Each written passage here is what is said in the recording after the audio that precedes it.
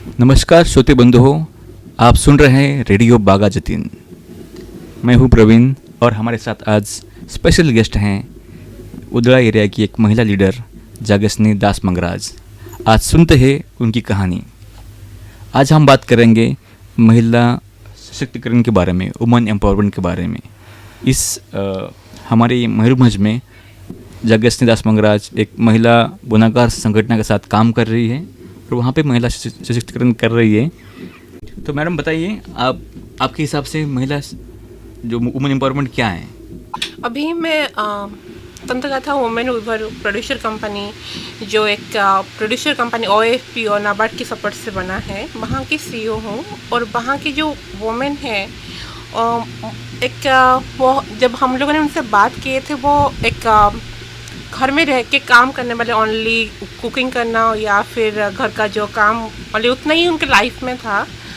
But उनसे जब हम देखे कि एक महिला के बाहर जाके काम करना और उनके लिए एक सरवाइव करना बाहर जाके बहुत डिफ़िकल्ट हो सकता है। बट यहाँ पे इतना सारा अपॉर्चुनिटी है, लाइक उनका जैसे कि हम बोलते हैं एक पुराना जो उनका काम था, जीविका था, जैसे वीविंग, जिसके हम एक बोलते हैं कि बुनाकार का जो बुनाई का काम होता है, वो बिना कोई। तो मैडम आप बताइए मुझे, अभी हमारे जो श्रोते महिला हैं, जो यंग महिला हैं, उनके लिए आप क्या संदेश दोगे? वो कैसे एम्पावर हो सकते हैं? अगर मैं अपनी सोच बताना चाहूँगी तो मेरे हिसाब से एक बुनाकार हो या कोई महिला, नॉर्मली मैं महिलाओं के बारे में से बोल रही हूँ कि वुमेन एम्पावरमेंट के बारे में बताऊँगी।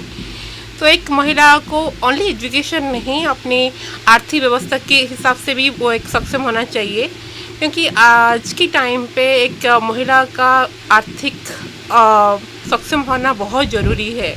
क्योंकि अगर आपके पास आर्थिक का जो एक सपोर्ट ना हो, तो आपके घर में हो या बाहर कहीं भी आपके बात रखने की उतना अहमियत नहीं मिलता है जितना अगर आप आर्थिक हिसाब से सक्षम हो तो आपकी बात अच्छे से सुनेंगे और अच्छे से रेस्पॉन्ड करेंगे।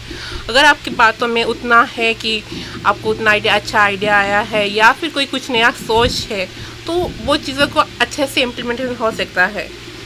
हम आपने बहुत अच्छी बात बताई कि महिलाओं को अपने पैरों पे खड़ा होना पड़ेगा और आर्थिक स्वावलंबी बनना पड़ेगा। तो मैडम आप बताइए कि आर्थिक स्वावलंबन कैसे बनाया जा सकता है? कुछ एग्जांपल दीजिए या कुछ हमारे श्रोतों को एक गाइडेंस दीजिए, वो कैसे बन सकते हैं? आर्थिक स्वावलंबी बनने के लिए बहुत सारी जैसे कि तरीका है, या उनका अंदर जो स्ट्रेंथ है, हमको पहले उससे पहचानना है कि हम क्या क्या कर सकते हैं और उसको लेके हम कैसे आगे जा सकते हैं।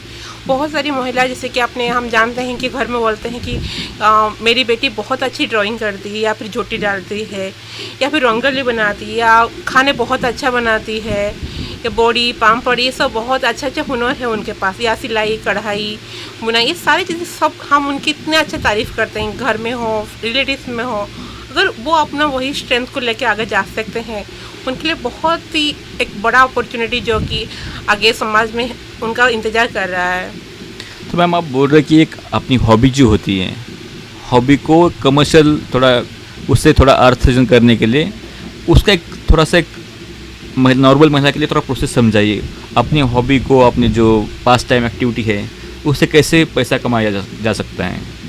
जैसे कि अगर मैं एक एग्जांपल देना चाहूँगी, हम लोग अभी काम कर रहे हैं मयूरभंज की उदला ब्लॉक में, जहाँ पे बहुत सारी महिलाएं हमारे साथ काम करती हैं, जैसे कि एम्ब्रॉयडरी, सिलाई, वीविंग और डाइंग करना, लाइक नेचुरल कलर ला के डाइंग करना, ये सारी चीज़ें वो लोग करते हैं। तो ये एक हुनर होता है। जैसे कि डाइंग के बारे में मैं बताना चाहूँ कि एक जैसे कि कुकिंग होता है, खाना पकाना, उसी तरह का कलर को भी पकाना होता है। उस तरह जितना आप अच्छे से एजुकेशनल क्वालिफिकेशन के हिसाब से वो नहीं कंपैरिजन हो सकता है। बेसिकली ऐसे ही अगर जैसे कि एम्ब्रॉयडरी, वो इतना अच्छा कढ़ाई काम करते हैं, अगर उनको कुछ लाइक साड़ी में हो या फिर कोई रुमाल वगैरह, उसमें एक अच्छे से कढ़ाई बना के एक अच्छे दाम पे बेच सकते हैं। कोई जैसे कि अपने उधर मार्केट में वो जाएंगे ना, कोई शॉप पे जैसे कि जहाँ पे कपड़ा बेचते हैं, उनसे उनको वो बात करेंगे, हम इतना अच्छा कढ़ाई काम करते हैं, क्या आप बेच सकते हैं क्या हमारे ये मटेरियल को। तो मैम ये तो एक अकेले महिला के लिए ये करना संभव नहीं है, उनकी बहुत सारा काम है, बहुत सारी चीज़ें करनी हैं। तो आपके हिसाब से जो हमारी श्रोते महिला हैं, एक तरुण महिला है, यंग महिला हैं, वो उसको कैसे कर सकते हैं, ये उसमें काम करना चाहिए?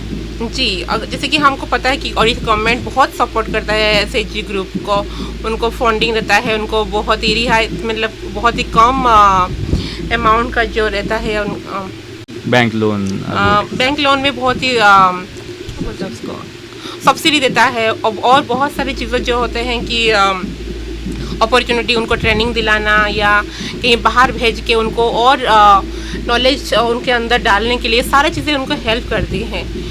बेसिकली वैसे ही अगर वो लोग जाके एक एसएचजी संगठन गढ़ के फिर वहाँ पे उनका अपना जो रहता है कि क्या करना चाहते हैं, वो एक ऑर्गेनाइजेशन के हिसाब से वो अपने अपने हिसाब से अपना योगदान अपनी काबिलियत के हिसाब से दे के एक अच्छा सा एक संगठन बना के अपना जो आर्थिक एम्पावरमेंट अच्छे से बना सकते हैं। ठीक है, थैंक यू मैडम, आपने बहुत अच्छा संदेश दिया यंग महिलाओं के लिए।